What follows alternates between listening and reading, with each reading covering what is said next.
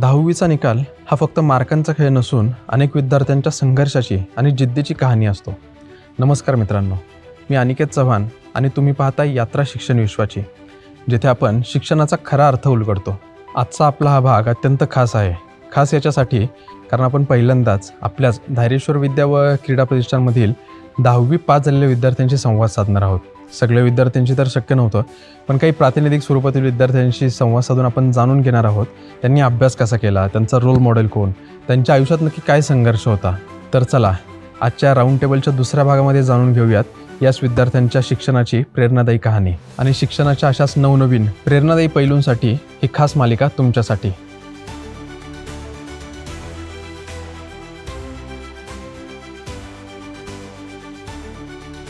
नमस्कार, मी अनिकेत चव्हाण आणि आज आपल्यासोबत काही खास पाहुणे आहेत.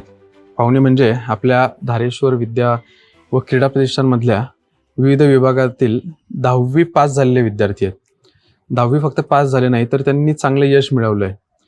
आणि हे यश मिळवत असताना त्यांना कदाचित अनेक अडचणींचा सामना करावा लागला, परंतु त्याच्यामध्ये न डगमगता, तिथे न थांबता त्यांनी आपला अभ्यास चालू ठेवला आणि रिझल्टच्या दिवशी त्यांच्या आईवडिलांसोबतच शाळेची मान अभिमानाने उंचवली. तर मित्रांनो, स्वागत आहे तुमचं. आता सगळ्यात आधी मला प्रत्येकाची एक एक करून ओळख करून द्या तुम्ही. त्याच्यामध्ये तुमचं नाव सांगा, मार्क सांगा आणि तुमच्या शाळेचं नाव सांगा. माझे नाव दीपक दत्तात्रय राऊत. मला 10th मध्ये 93.40% मिळाले. माझे नाव जान्हवी सचिन पाटील आणि मला 10वीला 94.20% मिळाले. माझ्या शाळेचं नाव कैलासवासी नामदेव बंडोजी चव्हाण. माझं नाव कश्यप दफेदार. मला बोर्डाच्या परीक्षेत 81% पडले. माझ्या शाळेचं नाव कै नामदेव बंडोजी चव्हाण.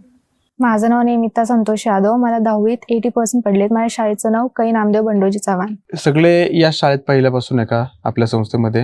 हो हो. पहिलीपासून? छोट्या गटापासून आहे. छोट्या गटापासून? हो. तू पहिलीपासून? अरे वा, खूप जुने विद्यार्थी आहे तुम्ही आमच्या. मग तुमचा आता एक प्रश्न सांगणार का, तुम्ही उत्तर देणार का? प्रत्येकाने मला सगळ्यात फेवरेट आवडतं शिक्षक एक सांगायचं आहे.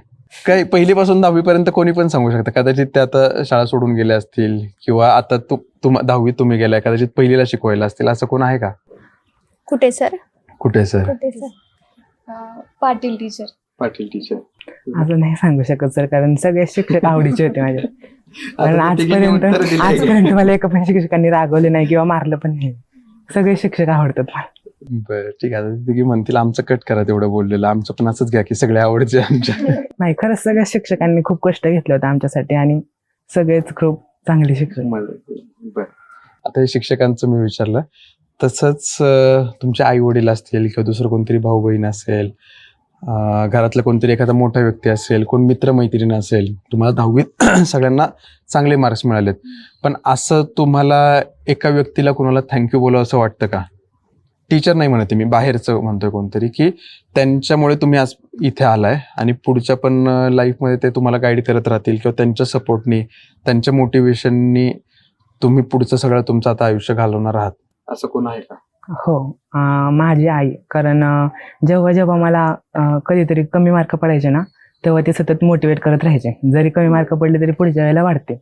मला सुद्धा माझ्या आईने खूप सपोर्ट केला, म्हणजे अभ्यासामध्ये सुद्धा. जर काही अडखळलं माझं तर तिने मला खूप मोटिवेशन दिलं. तुझं? माझी पण आई खूप मोटिवेट करायची. म्हणजे परिस्थिती अशी होती ना, म्हणून आईने खूप मला सपोर्ट केलाय. माझ्या वडिलांनी मला 10वीत कमी मार्क्स पडले फर्स्ट सेमिस्टरमध्ये, तेव्हा पप्पांनी सांगितलं की ना अजून पुढे ट्राय कर, होईन तुझ्याकडून चांगले मार्क्स. मी सपोर्ट केला तुला त्यावेळी. 10वीत तुला कमी पडले होते, त्याच्या आधी कसे मार्क्स पडायचे? आधी नीट होते, चांगले पडत होते. हा, म्हणजे तू आधीपासून सगळे अभ्यास करत होता तुम्ही? अजून काही अभ्यास सोडून काय बाकी? टीव्ही किती बघतात घरी तुम्ही? नाही, 10वी मध्ये शक्यतो टीव्ही बंदच होता. बंद. असं तुमचं होतं की टीव्ही काढूनच टाकला होता घरच्यांनी, असं कोणाच्या घरी होतं का? हो, 6 महिने बंद होता. तुझा बंद होता? हा, म्हणजे भावाने बघू नये म्हणून मी बघतच होता. भावानी बघून. भाऊ लहान आहे ना? हो, पण त्याला पण अभ्यासाला बसवायचे माझ्या. त्याला आणि आता टीव्हीचा झाला, मोबाईल कोण कोण वापरतं? नाही, म्हणजे स्वतःचा तर नाहीच तुमचा, पण थोडंफार काही आईचा, पप्पांचा, काही असं घरचा? नाही, अभ्यासासाठीच. अभ्यासासाठीच फक्त? सोशल मीडिया, युट्यूब वगैरे असलं काहीच नाही? अजिबातच नाही? नाही, अजिबात नाही. काहीच नाही? काहीच नाही. मला मुद्दाम सांगताय का खरंच नाही, मला विश्वास खरंच बसत नाही मला विश्वास की, कारण काय आहे, आत्ताचे मुलं सगळेच वापरतात. ठीक आहे, कमी प्रमाणात वापरतात, एकदम पूर्ण स्वतःचा मोबाईल नसल्यामुळे जास्त नाही, पण मोबाईल काहीच वापरत नाही ना, आणि ते पण 10वीचे मुलं, असे मला पहिल्यांदा तुम्ही भेटताय. खरं सांगताय ना? वापरायचो युट्यूब वगैरे. हा, पण ठीक आहे, बाकी अभ्यासासाठी फक्त सोशल, इंस्टाग्राम, फेसबुक, स्नॅपचॅट तसलं काहीच नाही. नाही. अरे वा, चांगलं आहे, आवडलं मला त्याला. आणि टीव्ही पण तुम्ही बघत नाही, हे पण नाही, म्हणजे त्याच्यामुळे तुम्ही डेडिकेशनने अभ्यासच फक्त करायचा.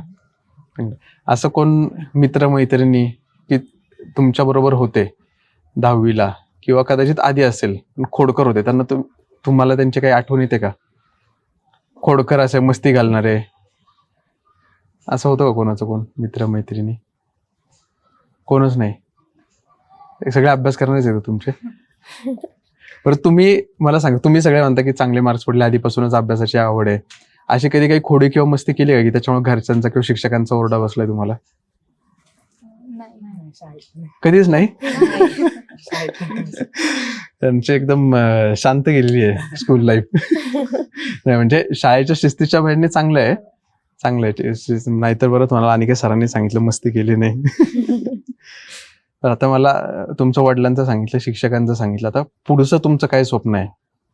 की ठीक आहे, 10वी तुम्हाला चांगले मार्क्स मिळाले, आता तुम्हाला असं तुम्ही काही करिअर चूज केलंय का, किंवा कुठली फील्ड चूज केली की नाही मला 100% तेच करिअर किंवा तेच फील्ड चूज करायची आणि त्याच्यामध्ये काहीतरी मला आयुष्यातलं माझं करिअर घडवायचं आहे, असं काही निवडलंय तुम्ही?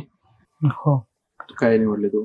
सिव्हिल इंजिनिअरिंग करायचंय सिव्हिल आणि JEE आणि CET एक्झाम. Civil engineering. मग आता त्याच्यासाठी तुला 11-12 सायन्सलाच घ्यावं लागेल. पण सिव्हिल इंजिनिअरिंग जरी केलं तू तरी आता काय, सिव्हिल इंजिनिअरिंग मध्ये पण खूप ब्रांचेस वाढल्यात वेगवेगळ्या, किंवा जरी ग्रॅज्युएशन सिव्हिल इंजिनिअरिंग मध्ये केलं तरी मास्टरसाठी खूप हे वाढल्यात. त्याचा पण थोडासा तू अभ्यास कर, स्टडी कर. मागाशी मी यांना सांगितलं की आता तुमच्याकडे वेळ भरपूर असतो, आता 2 महिने काही नसतं, निवांत असता तुम्ही, थोडासा एन्जॉय पण करायचं नाही असं नाही, पण पुढच्या करिअरच्या दृष्टीने तुम्हाला काहीतरी पाथ चूज करायला आत्ता वेळ असतो. कारण आत्ता तुम्ही फॉर एक्झाम्पल जर कॉमर्स घेतलं तर तुला 12वी नंतर वाटलं की नाही मला इंजिनिअरिंग करायचं किंवा मेडिकल करायचं होतं, तर त्यावेळी ते डिसिजन होऊ शकत नाही. तो डिसिजन आत्ताच घेणं महत्वाचं असतं आणि तो इम्पॉर्टंट डिसिजन असतो, त्याच्यामुळे थोडासा त्याला वेळ देणं, त्याच्यामध्ये घरच्यांचा सल्ला घेणं, शिक्षकांचा सल्ला घेणं, आपले कोणी मोठे भाऊ बहीण असतील, मित्रमैत्रिणी जरा आपल्यापेक्षा वयाने मोठे असतील त्यांचा सल्ला घेणं. कारण आत्ता आपण 21व्या शतकामध्ये 21st सेंचुरी आपण म्हणतो, आणि एवढं झपाट्याने सगळा बदल होतोय ना की तुम्ही 11वी-12वी करेपर्यंत आणखी नवीन काहीतरी येईल. म्हणजे आता AI वगैरे तुम्ही ऐकताय, डाटा सायन्स वगैरे या गोष्टी ऐकताय, सायबर सिक्युरिटी ऐकताय, ह्या गोष्टी 2-3 वर्षापूर्वी कदाचित नव्हत्या किंवा तुम्ही ऐकल्या पण नसतील, पण आता सगळं करिअर फोकस त्याच्याकडे गेलाय. असं 2 वर्षांनी आणखी नवीन काहीतरी येईल.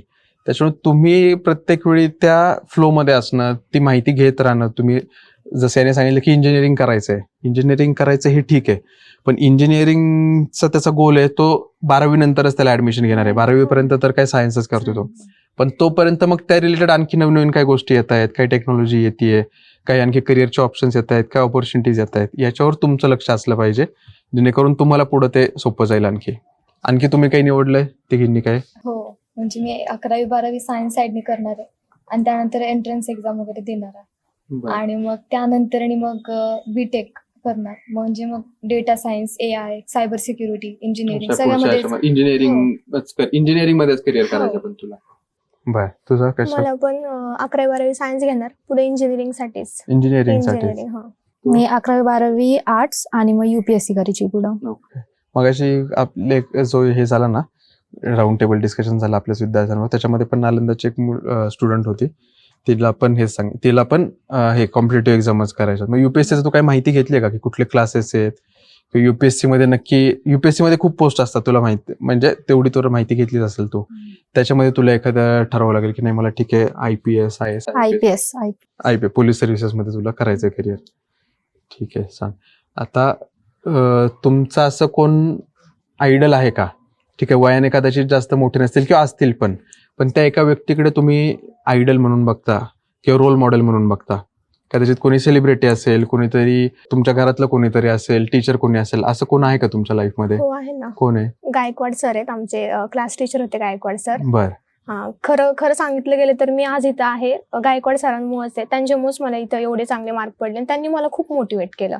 बर, खूप म्हणजे खूप मोटिवेट केलं त्यांनी मला. ओके. अरे वा. आणखी? मला माझे आयडल म्हणजे माझे पप्पा आहेत. त्यांनी मला खूप असं मार्गदर्शन केलं प्रत्येक वेळी. जर कुठं अडखळलं तर ते मला काय मदत करायची. सो माझे आणखी? गायकवाड सरच गायकवाड. खूप मदत केली त्यांनी. ठीक आहे. तुझं? आई वडील आई-वडील दोघे. तुझे आहे. बरं.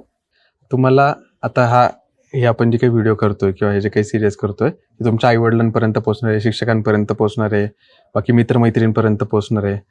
तर तुम्हाला एका व्यक्तीला थँक्यू, जसं तुम्ही सांगितलं की आई वडील रोल मॉडेल आहे किंवा बाबांनी सपोर्ट केला, सगळ्यांनी आईने सपोर्ट केला, तुला बाबांनी सपोर्ट केला, त्यांना थँक्यू म्हणायचं आहे तुम्ही. कारण असं समोर तर मला नाही वाटत कधी बोलला असेल थँक्यू त्यांना. का बोलला? मदर्स डेला, फादर्स डेला असं काही नाही कधी ना? शक्यतो आपल्याकडे नाही जास्त एक्सप्रेस होत नाही. जरी आपल्या मनामध्ये रिस्पेक्ट असतो त्यांच्याबद्दल, पण आपण कधी त्यांना म्हणत नाही की पप्पा नाही थँक्यू, तुम्ही मला खूप सपोर्ट केला. बरोबर ना? असं नाही बोलत कधी. तर आज तुम्ही प्लॅटफॉर्म देतो. कॅमेऱ्यामध्ये बघून आपल्या आई वडिलांना थँक्यू बोलायचं. तुमच्या मनामध्ये जे काय ते बोलायचं तुम्ही. समोर कॅमेरा आहे तिथे, तू स्टार्ट कर. मी माझ्या आई वडिलांना मनापासून थँक्यू म्हणतो, कारण त्यांच्या कष्टामुळेच मी आज इथे आहे. ओके. आईने मला खूप सपोर्ट केला आणि पप्पा तुम्ही सुद्धा मला नाही का मार्गदर्शन केलं. So thank you. माझी आईने मला खूप सपोर्ट केलं, मला खूप मोटिवेट केलं. खरंच मनापासून थँक्यू मम्मी तुला. माझ्या पप्पांनी मला खूप मोटिवेट केले, म्हणून त्यांना सो मच थँक्यू. ओके. तुम्ही सगळ्या ज्यावेळी 10वीला आला त्यावेळी घरचे म्हणले असतील नाही 10वीला गेला तर अभ्यास केला पाहिजे, अभ्यास करायला पाहिजे, शिक्षक सांगत असतात, मित्रमैत्रिणी आपले जे आणखी अभ्यास करतात ते पण सांगत असतात नाही बाबा आता 10वीत आलो आपण, आपल्याला चांगला अभ्यास केला पाहिजे. ज्यावेळी तुम्ही परीक्षेला गेला, पहिला पेपर दिला बोर्डाचा, त्याच्या आधी तुम्ही रात्रभर कदाचित अभ्यास केला असेल, 2-3 दिवस अभ्यास केला असेल त्या एका विषयाचा, बाकी तर वर्षभर करताच तुम्ही, पण त्या एका विषयाचा. ज्यावेळी तुम्ही एक्झाम हॉलमध्ये गेला, समोर बसला, बेंचवर बसला आणि तुमच्या समोर पेपर आला, त्यावेळी तुमच्या माइंडमध्ये काय चाललं होतं किंवा ती फिलिंग काय होती नक्की? टेन्शन होतं, जरा असं सुटकेचा निश्वास होता की नाही बाबा एकदाचे पेपर सुरू झाले, नक्की काय फिलिंग होती मला सांगा? असं वाटत होतं की जे प्रश्न आपण पाठ केले तेच यायला हवे.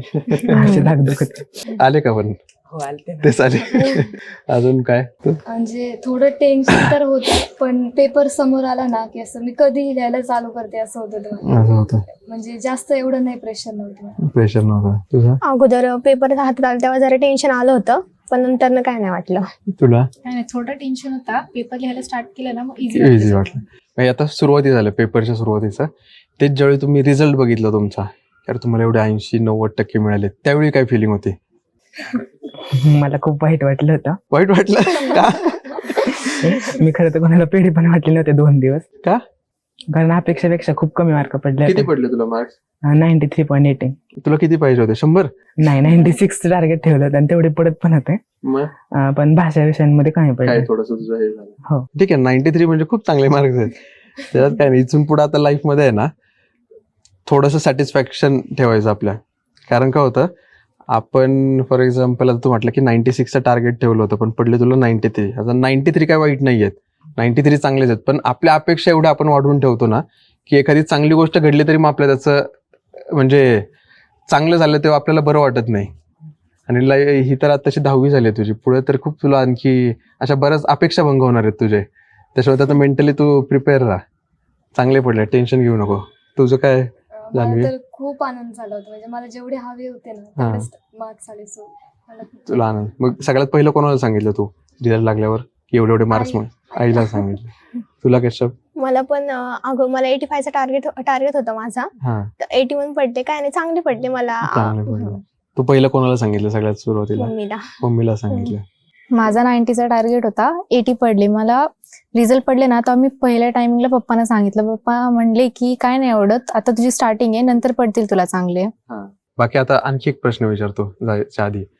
रिझल्ट लागल्यानंतर किंवा आता त्यांनी सांगितलं की मला कमी पडले एकदम, म्हणजे अपेक्षेपेक्षा त्याच्या कमी पडले, किंवा वर्षभर 10वीचा अभ्यास करताना किंवा पेपरच्या शेवटच्या 1 महिनाभरात किंवा एखादा पेपर लिहून आल्यावर खूपच टेन्शन आलं आणि तुम्ही रडला अक्षरशः, असं झालंय का कधी? हो, मॅथच्या पेपरला झालं. आणि एकदमच टेन्शन घेतलंय.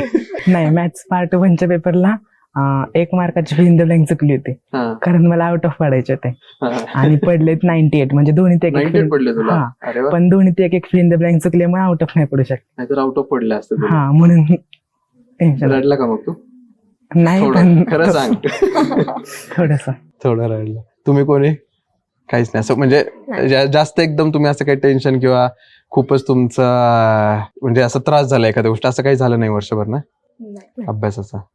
चला, थँक्यू. छान वाटलं सगळ्यांची गप्पा मारून तुमच्याशी. तुमचा जर्नी मला घ्यायची होती आणि हे छोटंसं आपलं किती अर्धा तास बोललो का तरी आपण, पण छान तुमची जर्नी कळाली. तर इथून पुढच्या करिअरसाठी, एज्युकेशनसाठी, लाईफमध्ये सगळ्याच गोष्टींसाठी माझ्याकडून तुम्हाला खूप खूप शुभेच्छा आहेत.